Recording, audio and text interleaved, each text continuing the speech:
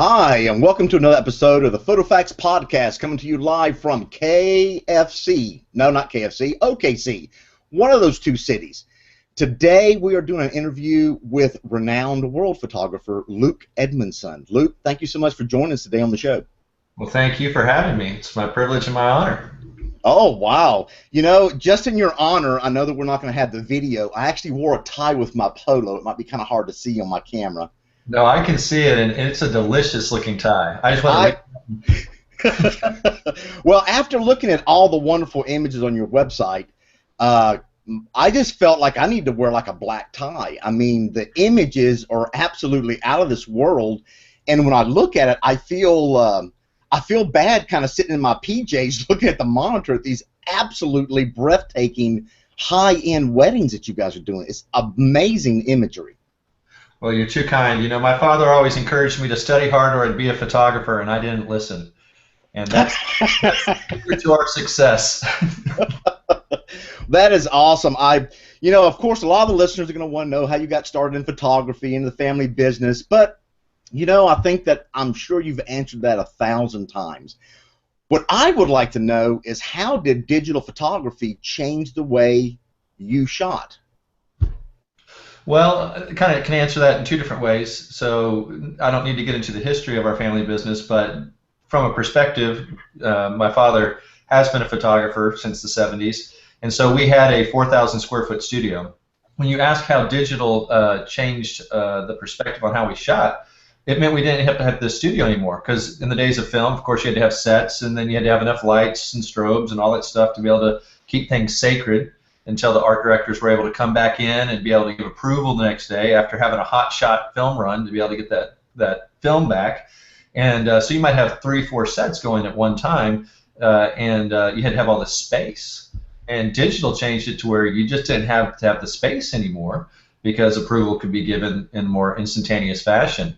And so I think we've gone from 4,000 square feet to 400 square feet for our shooting space. So that's been the biggest change. Yeah. That's a huge change, and actually I don't hear that very often from photographers, but you know, I have a slightly background as well as in commercial work, and you'd run the Polaroid test, and then always 1 or 2 rolls of film would get shot right away. And I don't think a lot of people realize with digital how quickly we can get approval from the creative directors to say, okay, it's good, tear it down, we're done. Yeah. Where we had to send film out, and you know, back in the early days, there was no 1-hour process unless you had like an expedite order at your lab. Yeah. I mean, they may have 2 runs of E6 a day, you know, type thing. Oh and my that God! was it. And you had to get the stuff done overnight and then get it back to you, and yada yada yada. And some art directors having to come in with a loop to try and imagine what this thing's looking like. And That's great. So how did you make the jump from the commercial side over to high-end weddings? Well, without getting too much into the background of our history. So our background is in commercial photography, and the short of it would be this. When I came back to work with my father, but not for my father, which was in my immaturity. Today I could gladly work for him. I said, you know, I want us to be able to shoot together. But in the commercial world, it's just really hard to be able to have it to where they hire 2 photographers. Now, you could have a photographer and an assistant or something like that. 2 photographers on a job, it's just not typically going to happen. And so my dad and I had a weekend where we had an annual report going on. They needed photographers to go to East Coast and West Coast. And so I got sent to the West Coast to shoot, and Dad got sent to the East. And we came back, and I said, you know what, Dad, this was great and all, but I don't really feel like we're doing what I was hoping we were doing, which is shooting together. And he just looked at me and said, son, I just don't know how to make it happen. And so I said, you know, weddings are changing. This was around 2001. I said, weddings are changing. What about weddings? And as he would put it, he looked at me and said, son, gag me with a spoon. Because coming from his perspective on weddings, it was, my loose analogy would be, it kind of went like church directories, and then maybe after that school photos, and then if you could do nothing else as a photographer, then you're a wedding photographer. And you know, obviously that's changed over the past, you know, decade and so forth, but I think weddings is one of the most wonderful areas you can be in, and gives you some incredible opportunities. Wow, that's absolutely true. I do remember the times as a photojournalist we would actually look down on the wedding photographers. Oh, And yes. like they're like an ambulance chaser type lawyers. Like, oh no, I'll never do that. Oh no, absolutely not. And part of it too was just because of, I think, the limitations of the technology too. Digital helped open up wedding photography compared to what it was. You know, if you go back to the historical perspective on it, people wouldn't even get a wedding photo made on their wedding day. They might, or maybe they might go the morning of their wedding, but usually it was the day after, and you had one portrait made. And of course, that's all about the accessibility of photography compared to painting. It became something accessible to the middle class instead of being this luxury type item that only the truly elite could afford a commission painting. And we all know that photography was originally the scientific arts. You know, it wasn't even considered a true artistic format. But you know, from there, technology moved along, and eventually you could get to the place that you had sheet film, and you might be able to take 12 shots during a wedding. And if you only could take 12 shots, don't you think those are going to be scripted and posed? Absolutely. Yes. You know, and then you had technology innovated again, and all of a sudden you had 2 1/4 come along, and next thing you know, somebody might be able to shoot 36 shots at a wedding. Well, again, I mean, we have key moments. It's going to be cutting a cake, and it's going to be a first dance maybe, and you know, it's a portrait of the couple, and yada yada yada. And then 35mm comes along, and wow, people might be able to shoot, I don't know, 160, 200 shots, something like that. I mean, it was just, you know, I mean, at the time, I'm sure that they were claiming people were spraying and praying. You know, the people that had been on 4x5s are just laughing at all these 35mm guys. But you know, that opened things up, and then digital came along, and with digital, as it started to catch up, and then finally equal, and then ultimately, I believe, surpass what you could do with film, at least in the 35mm format. All of a sudden, it's really opened up a lot of opportunities for people to go out there and create. Wow, I don't think I could have said it more eloquently than that. That was absolutely that was very true to what has definitely happened in wedding photography today. And I think it's been fantastic for the brides and the grooms getting that photojournalistic day, you know, captured with so many different images. You're not having to do the $1 per shot every time you hit the camera shutter. Nope, not at all. Not at all. So it's a lot easier. So you're going to be speaking at Imaging USA for the PPA. I'm excited to see you there. It'll be fun. I think it's a Tuesday morning, and you know, I think it's late enough. And I apologize. Is it 8:30 in the morning that I'm going 10 o'clock in the morning? No, you're at 10 o'clock. You're at a perfect slot.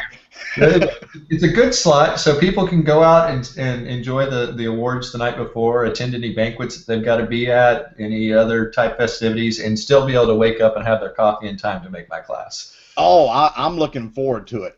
Now, the class is called Be Known by Sight. Now, obviously, we're not talking about you bebopping around the hallways of a hotel and all the photographers going, oh, my God, there's Luke. There's Luke. So you're talking about your creative style. So can you elaborate a little bit on that, on what the students may get out of your class? Sure. So, you know, just to give honor and credit to one of our dear friends, but there's a guy named Jerry Guionis that has an eloquent principle on this. But most people, when they get into photography, the first thing that they do is they imitate, right? That's what they do, is they imitate somebody else. And they kind of, you know, we all have these journeys we go on and as artists and growth. And once you kind of break out of that stage, the next stage that people typically hit is that they emulate. And they start thinking to themselves, oh, what would so-and-so do, you know? And I'll just use examples of people that are in my area that are friends of ours. But, you know, somebody might say, well, how would Richard Sturdivant, you know, do this image? And, you know, and they start trying to be Richard Sturdivant. And then they go, oh, what would Maria Bernal do? Oh, and they start trying to be like Maria. And you can insert any name of photographer that you admire, but you're kind of always in your head thinking, okay, how would they approach this thing? But you haven't really made it your own yet, right? Right. So you're further along than just imitating, but you're still just emulating. And anytime you emulate, you're always second best, and you're always a step behind, right? Because what will happen is, and you see this happen in trends, but somebody will come out and create something new, and then everybody starts jumping on it. The person who created it stops doing it. Everybody keeps doing it, and it runs its course. And they're waiting for that person that is a creator to do something new before they can come on to something different, right? Right. And you know, the final step that you kind of can reach in your artistic maturity is that you finally get to a point where you can create things. And that's where it gets fun. And the nice thing about it, people might sometimes say, well, does it bother you if somebody imitates you or emulates you? And the answer is no, because it's kind of like you always have the ace in the hole, right? Right. You have the ability of changing and adapting at any time and going any direction that you'd like to go. They're always waiting on you to do something, And so it's the goal for people is how do we move them through those steps? And there's no straightforward process through it other than them actually getting out and doing. And the goal within all this is how do they start creating images that when people see them, they instantly go, oh my goodness, that's a so-and-so, right? Like I can just tell by the style of it. And that takes searching on their part in order to be able to discover things about themselves. Where do concepts come from? Where do ideas come from? What is the lighting styles and patterns that I like? How is it that I interact with my subjects? One of the things, speaking about myself and my father, is he and I are different people. He and I are at different places in our lives. He interacts with our clients differently than I do, and that's a good thing. He has his, even when our Edmonson style is very similar, and we can shoot in a very similar way, what he brings to the table from his persona is vastly different than what I bring. And so, anyways, that's just the beauty and the magic, is just be able to see how we can work with the same exact two people and yet come up with two distinct different types of emotions and expressions. Wow, that's going to be a very creative class. I'm sure that a lot of the people that are attending are going to listen to this, and I'm actually, everything you're saying, I'm like, oh my God, that's just so eye-opening way of looking at the transition from a new photographer to a seasoned creative image maker, to where you're now creating images from your own mind. And maybe there are some copying or some emulating some other photographers that is blended together into your own style. But those photographers that go to your class are probably going to want to know the ABCs of how to transition from one to another. And I'm sure there's not that way, but is there anything that you could recommend for those people to get them to where they need to be faster? Sure, absolutely. So let's kind of start at the beginning. So let's say that I was brand new to photography. Well, when you're brand new to photography, you're caught up with all the how, right? That's what you're caught up with. How do I do this? What were your settings? What was your lens choice? What was the camera body that you used? How many megapixels? Did you use Photoshop in this? And if so, what are the actions you used? Because I need to be able to mimic your recipe in order to be able to make it happen. And there's kind of this analogy, the difference between when you go to somebody who's a good cook versus somebody who's a chef. And if somebody's a good cook, they cook by recipe. And I'm exploring cooking right now, and I am by no means a chef. But it's this kind of thing where it says, okay, get 1 cup of flour. And so you get 1 cup, and then you take your finger over it, and you run it perfectly smooth, and then you might even run your finger a second time to make sure it's precisely 1 cup. And then you dump that in, and then you get your 2 eggs, or you do whatever, right? But you're cooking by the numbers, right? Well, for some reason, that food never tastes as good as when a chef prepares it, right? Because there's more of them involved in the process, because they're not caught up in the minutia of it. Cook might get stuck. Let's say that it says that you're supposed to use some sort of spice inside of there. And you go, oh, I don't have it. And you go, hold on a second, let me run to the store and get it. Whereas a chef would go, well, just open your spice cabinet and let me see what's in there, and I'll take it in a different direction, but it's going to be wonderful, right? Wow. I'm limited by the resources that are available to me. In fact, limited resources actually give me boundaries that now provide me an opportunity to create, right? But you can only do that once you have experience or knowledge, right? So it is totally natural that somebody who is early on in the process is caught up with the how. How do I do everything? And they want to be told everything step by step. They have to go out and start practicing and implementing. You have to go out there and have courage to fail. And there's the analogy of fake it till you make it, which is absolutely appropriate. You should. However, it's an important distinction to be able to understand you don't fake your qualifications, you fake your confidence, right? Wow. Oh, I love that.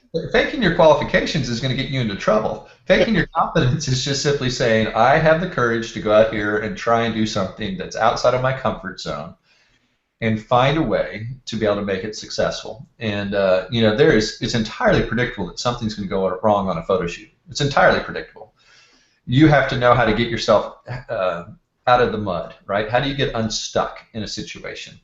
And I'll give a personal analogy, but my first photo shoot was for a guy who I had known well. He was a famous gentleman, but I had a long relationship with him, and I felt very comfortable. And I went in and I did that photo shoot, and it went wonderful. And in fact, this guy came back to my father and actually complimented him on how much he loved the portrait.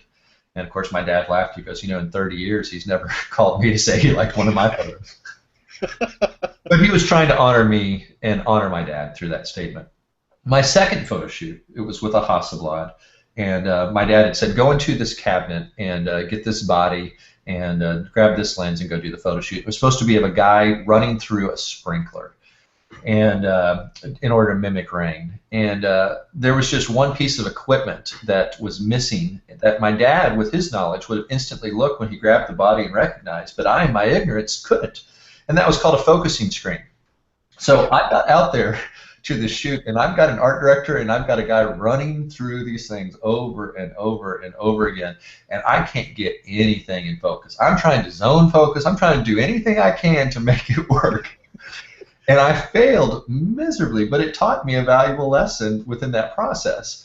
And that was the importance of understanding my equipment. Like, how do I go into a situation prepared? How do I have backups? I didn't have a backup body. I didn't have any of that kind of stuff. So I went from my highest high, like I've got this photography thing, to my lowest low, all within 2 photo shoots. Wow, that's incredible. So, but to continue down your path, so let's say that you get to a point you start gathering some experience and you start getting some different things underneath you, and you're applying yourself, you're dedicating yourself to education, you're going to things like ImagingUSA or any of the other wonderful conferences that are out there, you're listening to as many speakers that you can. The next thing that kind of comes along for me is discernment, right? Discernment to understand who are the people that are out there and are saying things to you that it's like somebody who says something and it tickles your ears and you go, oh, that sounds so good. That sounds so good, right? That's me. But maybe it isn't actual truth, right? Maybe they're trying to sell you something, or maybe they have a separate agenda, or maybe they are in a market that's different than yours. And so you're trying to apply 100% what they do, but it isn't actually appropriate to who you are. And I'll give you an analogy. There's a photographer who, and I don't want to do a lot of name type stuff because I just respect people, but there was a photographer who was going around when we were early on in the wedding photography process that basically had a premise, and that premise was it doesn't matter how much you make your commissions or your packages. Like, he didn't care if you charged $1,000, if you charged $5,000, $10,000, like whatever it was.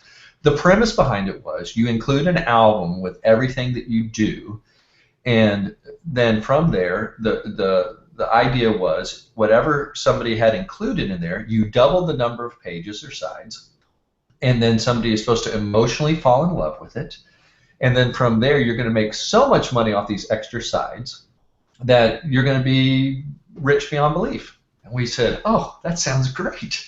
So we completely shifted our formula. We decided to include an album with everything that we did, right? And I want to say that in our first year of shooting weddings, I think we shot 35. And then we heard this guy speak, and then the next year we shot 85 weddings, and then the following year after that we shot 125. Well, that's about 200 albums that we now had to produce. Wow. That's a project, right? That's a project. And we didn't price for it. Right? We hadn't charged enough initially. We were trying to bank off this idea of we're going to upsell people, right? And when you're first starting out in the business, if I have somebody that all they could do is afford $1,000 or $1,500 wedding photographer, and then I think that I'm going to make $3,000, $4,000, $5,000, $6,000 off of upselling them, those clienteles are not pre-qualified to have that kind of disposable income to begin with in order to be able to make that kind of investment in the future. Right? Right, especially after a wedding. Especially after a wedding, right? So we went down this approach, sounded really good, and it near about sunk us. In other words, we did not apply discernment to say, is this appropriate for our current market? And on top of that, do we enjoy this approach or this process? If you are the type that's really good at selling, there is nothing wrong with it. However, I realized very quickly and early on that I like to be more of an assistant in the sales process and simply serving someone and making things available to them. But I also would prefer to leave them in control of their own decisions. And my analogy that I would use is, although we're taught this premise as photographers when we go around with others at conventions, why is it that we treat others when we have them interact with our business differently than we would want to be treated as consumers interacting with any other business? In other words, if I went to an architect and I said, I would like you to design me a one-story ranch style house, and they came back with this beautiful two-story colonial, I'm not going to say, oh, you did wonderful. Right? I'm going to say you didn't listen, right? You didn't listen. However, it is true that if you had someone make a two-story colonial for you, and they said, by the way, we noticed that underneath the stairs here, there's this empty space, and for very little money, you could put a door on it.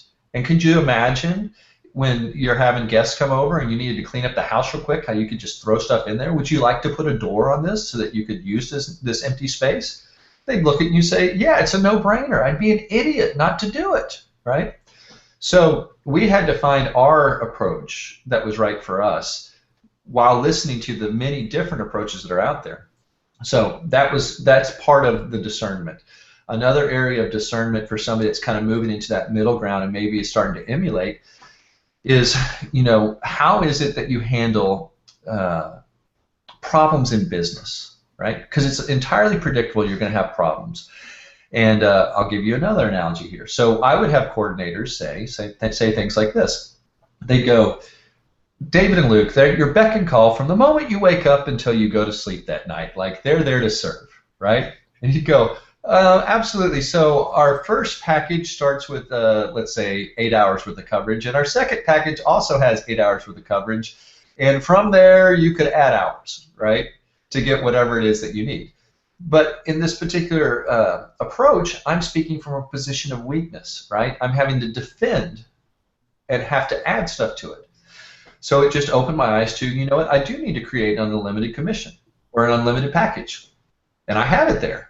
Is it more expensive? Absolutely. So now I can say, yes, we do offer an unlimited commission. We're at your beck and call. In addition to that, we also offer these other ones that are customizable that start with 8 hours worth of coverage. What is the right one for you? And so it's just there's a refinement process that you're constantly going through, and it's less and less about the how.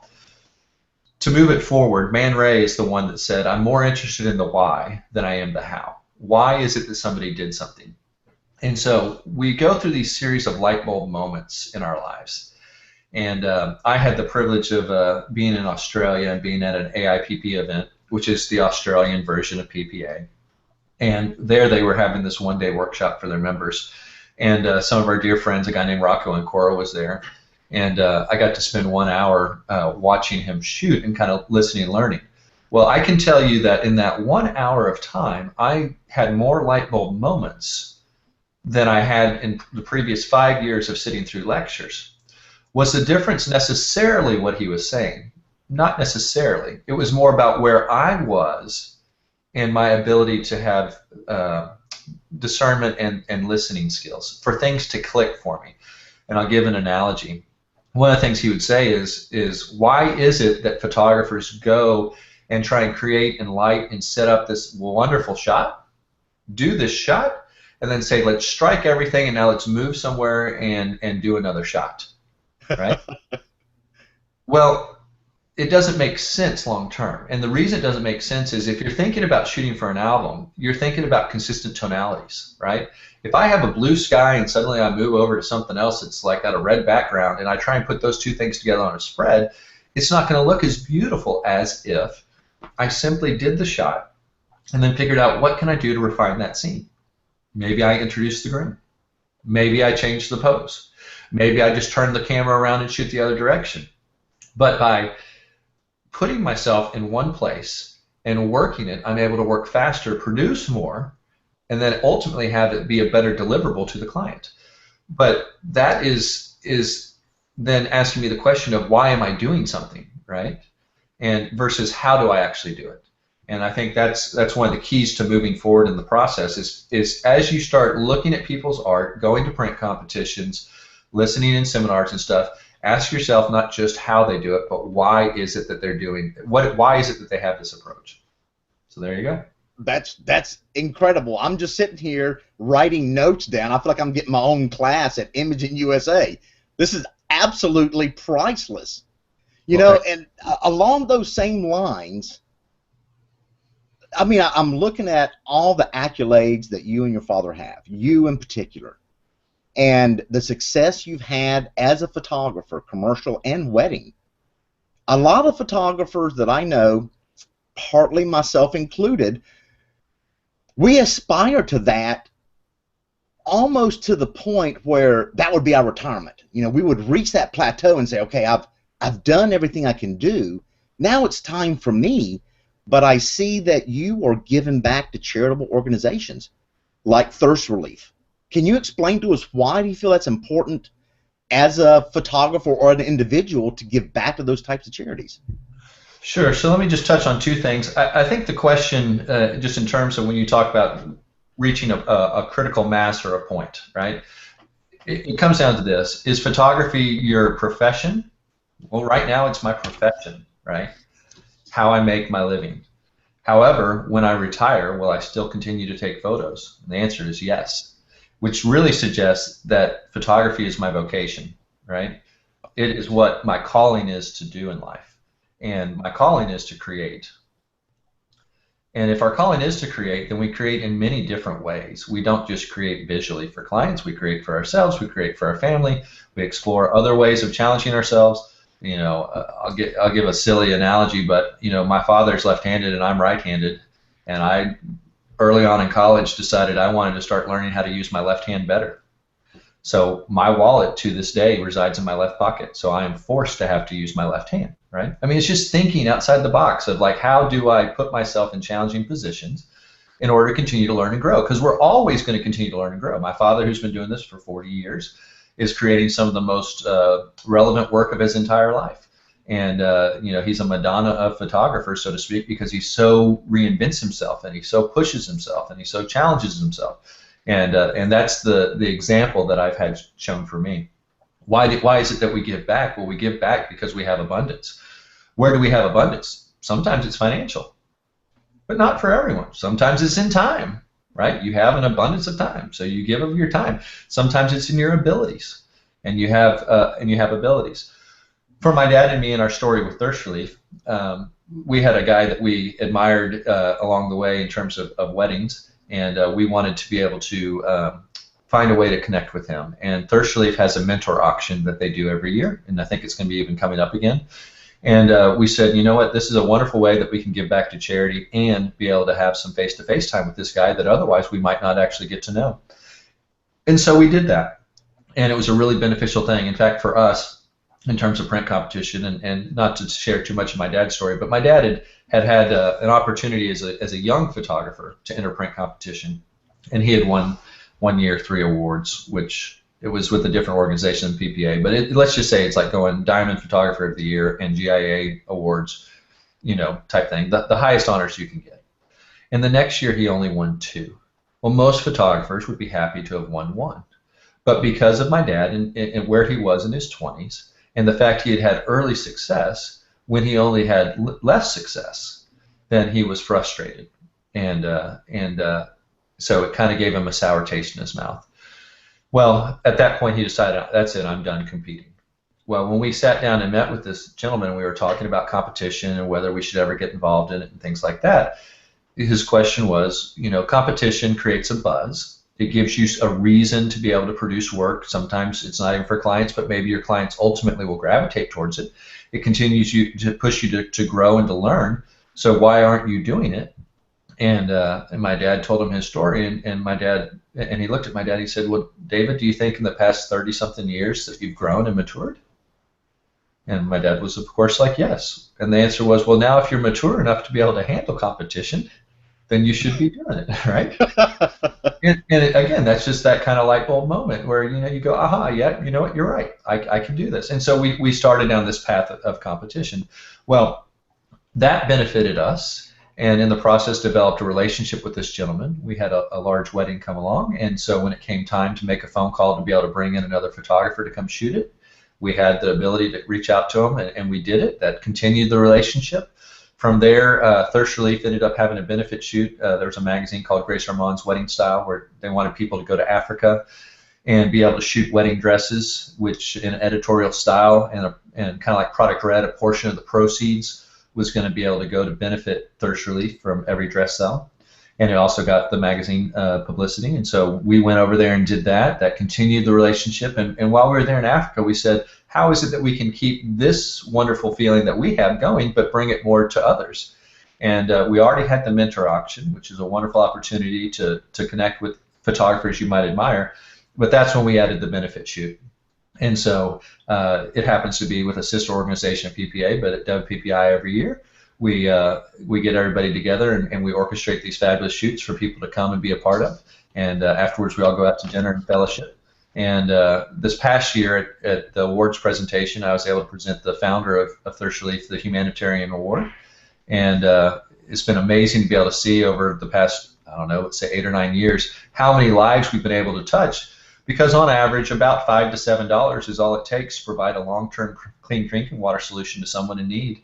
And anybody who's ever traveled outside of here realizes if somebody has dysentery, you can't really get them to a point where they're going to then be able to go on to do other things, right? They're having to focus on that specific problem right there. It's consuming of your world. If somebody has any of the other waterborne illnesses, right, it affects so many things. But if you can get somebody to where they at least have clean water, well, you've at least solved that problem. And it's just something very simple for us to do. It's built for us out of relationships, and it's just a beautiful and wonderful thing to be a part of. Wow, that's just. I actually think I heard about Thirst Relief the first time at WPPI about 8 years ago. Yep. And it's just amazing to see how it's grown. Yep. And it's very humbling to see people of, industry leaders actually leading that charge to change people's lives that are really not directly affecting your bottom line. It's not a client. It's not someone's going to hire you for a wedding, but it's because we can. Well, it's because we can, and honestly, I think it's just about the relationships that you make throughout that. There have been so many people over the past 5-6 years that I've been part of it who attended this shoot that you end up getting to know that become your dear friends, and you never know. It's kind of like going to college, in a silly way. Like the reason why you choose a certain school over another sometimes isn't even about necessarily the reputation of the school, although you do try and go to a good one. It's because those people you sit in class with are going to become the future people that later in life are going to go on to do great things, and that's a relationship, and that's what's beautiful about it. And it's just been amazing to me to see the wonderful and beautiful opportunities that have arisen because the people that have participated in this as students have gone on to do their own things. You're just planting seeds. Wow. Well, a quick shift from that very wonderful and serious topic. It's very funny how you made a comment about dabbling in cooking, because the Bazinga question for the day is, Luke, if you were a fruit, what fruit would you be and why? Well, okay. I can tell you which one I would like to be if I could be any, but it's very, very specific. So okay. I would like to be a grapefruit. And the reason I would like to be a grapefruit is I'd specifically like to be one from the Rio Grande Valley down in South Texas, but one that is still on the vine, right? And the reason that I'd like to be that is because I had the opportunity of going to see a grapefruit farm that was in the process of being certified organic. And the way that they do that is they actually run cattle through it for 7 years, right, before it's ever allowed to be sold as organic fruit. And I have always tasted grapefruit, and it's left a sour taste in my mouth, right? It's not something that I wake up and say, I want grapefruit for breakfast. But what I learned was, when I saw these cows going through there, the cows, they froth at the mouth. They get so excited over these grapefruits that they get to go pick off of there. And they eat them, and they foam, and they do all this stuff. And it made me go, why is it that they like it so much? And they said, well, it's because grapefruit is really sweet when it's fresh. It's only once we actually have it sit in the store for a while that it becomes sour. Really? Yeah, absolutely. And so I was able to eat some of these fresh grapefruit, and can I tell you, it was the sweetest, it's like when you have a fresh peach, and it just tastes so good, especially when it's just at that point where you can just sink your teeth in it, it's not hard anymore. I mean, just absolutely delightful. And so having to experience the truth of how it originates, not necessarily how it's received by us, it makes me go, if I could be anything, after seeing the excitement that cattle will have over something, it just makes my heart skip. So that's what I would be. I'd be a fresh grapefruit in the Rio Grande Valley. Okay, I've got to say to our listeners that this was not rehearsed in any way whatsoever. This was just pulled out of a hat this morning, and that's very specific. Okay, so if you happen to see Luke, please tell him that you love grapefruits too. There you go. Then we'll know you listen. Go ahead. I was going to say, then we'll know they listened to the podcast all the way till the end, right? Oh, absolutely. That means they made it to the end without falling asleep or dropping their coffee. Yep. So before we end, the PPA, at least for me, has been a wonderful organization. And I do seem to have some resistance with new photographers in the industry that might not feel the same need to have a professional organization. Is there anything that you would like to say to the public airway, to new photographers coming into the market, that PBA could be in benefit to them? Sure. So let me hit this a number of different ways. But first of all, even if you join PPA and never take advantage of any of their other wonderful opportunities, that $329 or $399 or whatever it is that it costs a year enrolls you in the Indemnification Trust, and is entirely predictable that something is going to go wrong in your photography career during a photo shoot. You're going to have a drive fail. You're going to have a camera body fail. You're going to have a displeased client. Knowing that you have representation by an attorney, and the fact that the Indemnification Trust will pay out the majority of any sort of payout that may need to occur to make something right, is well worth the amount of money that you're investing to become a member. So for that reason alone, you should enroll. Because you're not going to get any other form of malpractice insurance for less than. Now, once you actually enroll for that, let's say you enroll for that reason, if you start to get involved, you may learn that there's all sorts of other wonderful benefits to being a PPA member. And I can tell you that I'm a member of many different photography organizations. However, I'm a big believer that we can all sit there and talk about how things are, how things were, what's the pros of an organization, what's the cons of an organization. I would say with PPA, you just got to look at it from this perspective, that these are the people that laid the groundwork for you to be able to enjoy this calling that you have in your life. They may be at a different place than you are. You may see the world differently than you are, but pay honor and respect to the fact that they went out there and were trailblazers for you, right? You're building in your career upon the foundation that they've laid, right? And if you don't necessarily like the direction that an organization is going, you have two choices. You can sit around and make catty comments with your friends and giggle and laugh, or you can choose to roll up your sleeves and get involved. If you want to change something, it doesn't happen from the outside, it happens from the inside. And so get involved in it, right? We were members of international organizations, and we were challenged to say, why is it that you're involved here but you're not involved locally, right? And that was convicting to us. We were not involved in our local PPA group. And so we said, you know what, we're going to change that. And we came back and we got involved, and we were members for, I don't know, let's say 5 years. And now I can say, you know, I've served as the director of education. My dad's served as the director of education. We both have been president. I'm the current president. But, you know, how is it that you can actually get there to help shape the direction that something goes? And we've really tried to emphasize this idea of our PPA Guild being a family, right? We are a family that supports each other. We celebrate each other's successes. We celebrate, or we help each other and assist each other in times of need. Because isn't it a wonderful opportunity to know that if you had something come up that was bigger than you, you know somebody to call upon to be able to ask advice or assistance. You're not an island out there, right? Nor are you limited to your peer group that might only be at the same place you are, right? We want to have people that are further down the road than us, and we want to have people behind us, all to be able to reference. People behind us, you might say, I need some assistance, and they're going, I'd love to be your assistant. Somebody further down the road from you, you go, I need some advice, and they go, I'd love to be some advice, right? I'd love to be able to help you. The best people to mentor you are people, though, that are not going to give you all the answers, right? They'll never let you fail, but they're not going to simply tell you how to do it. My dad's mentor used to say to him, David, I can think of 100 ways to solve that problem. Your job is to find one, right? Wow. Now, it's very easy to solve the problem once you've solved it, right? But until you've solved it, you're stuck in this box going, I don't know. But that critical thinking process it's invaluable.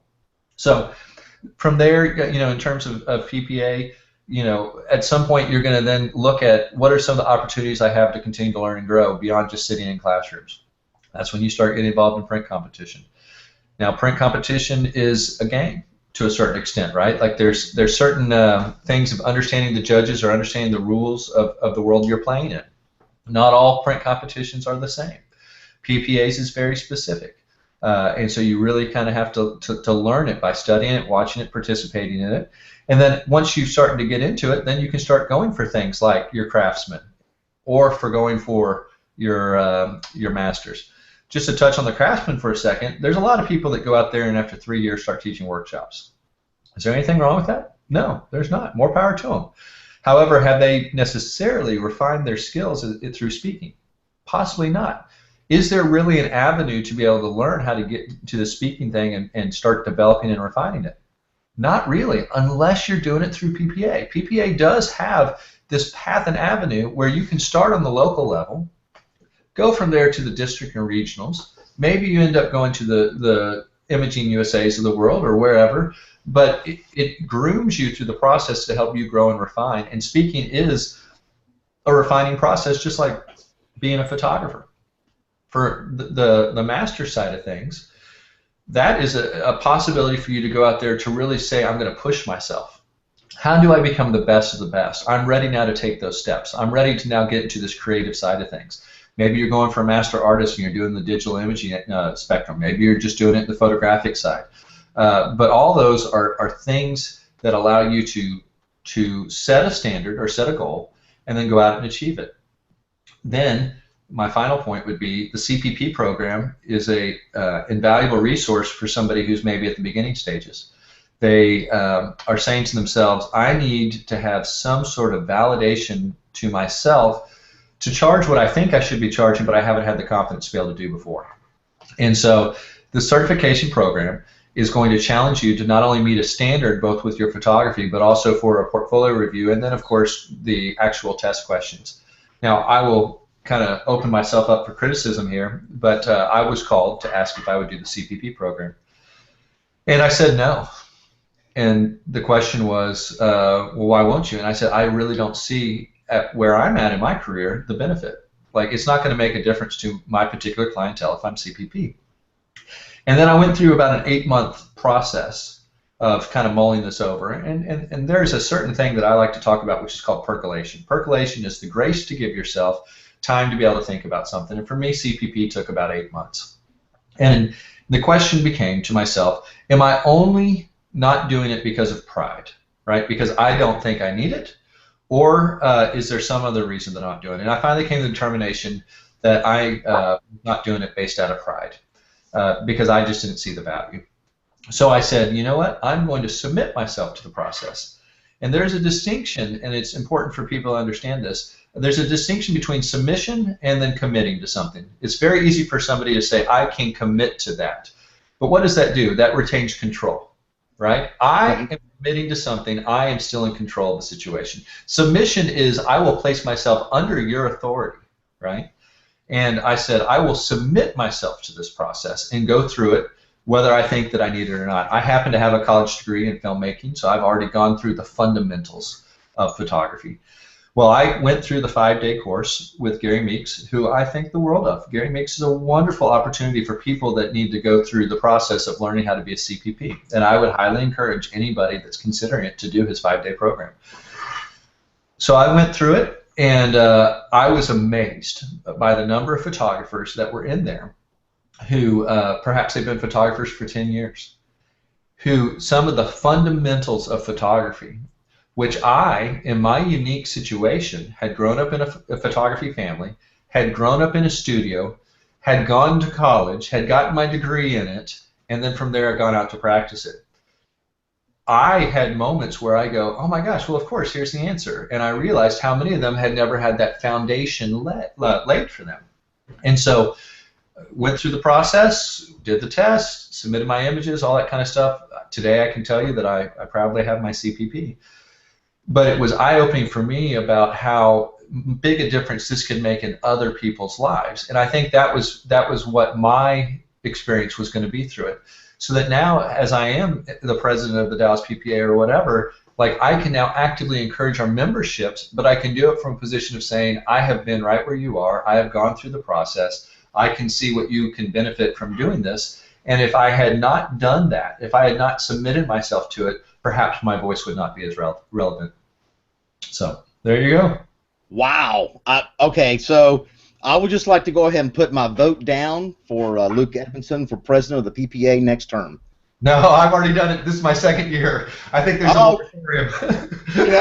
I think there's you could be like Teddy Roosevelt. We could do a couple of terms here going on, back to back. There you go. There you go. That was absolutely incredible. I want to thank you so much for your candor and your honesty in the interview, and just I have notes all over everywhere where I'm just like I feel like I'm taking a class. It's absolutely incredible how well spoken and clear ideas you're having on important issues that I think are facing our industry today. So I really am looking forward to your class, and I am sure that all the people at Imaging are going to want to meet you face to face. Hey, bring it on. Happy to do it. I think it's great. Monday in the afternoon, so anytime between Monday and Thursday, look forward to seeing you. Oh, it's going to be great. Well, thank you so much for being on the podcast, and I really appreciate you being here. Thank you so much. Absolutely. Thank you.